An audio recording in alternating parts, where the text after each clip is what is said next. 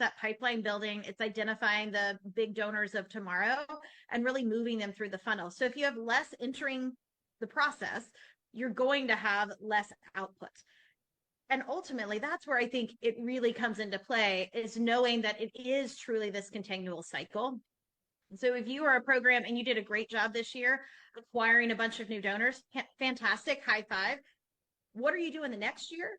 Do you have to modify your outreach? Do you have to modify what you're doing? Do you maybe now require another segment when you're thinking about your segmentation and your planning? It could be the timing of a large gift that throws you off one way or another. It could also be the choices that you made throughout the year that are having an impact. And I've seen that far too many times when there's been a year, they're like, ooh, we need to focus less on this section because they're not producing as much.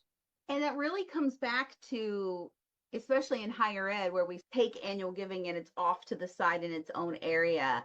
And you end up with that perpetual debate of, is it dollars or donors? And that is like a perennial debate that never seems to go away in higher ed. And of course, everybody says, oh, we want both.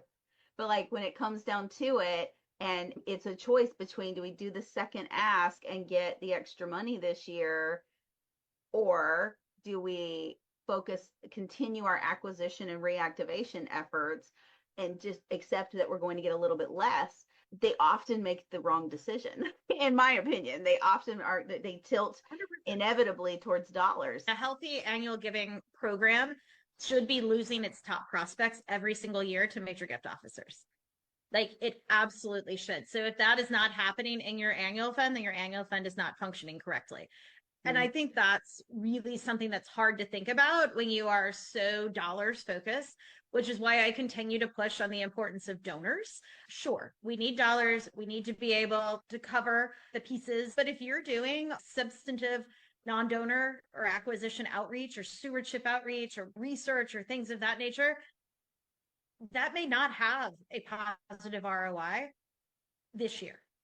But when you think about the long-term value of those donors that you find because you did those research efforts, because you did the stewardship efforts, because you actually reached out and did the acquisition effort, the long-term value is absolutely there. So it's making sure you're looking at more than just the little micro view.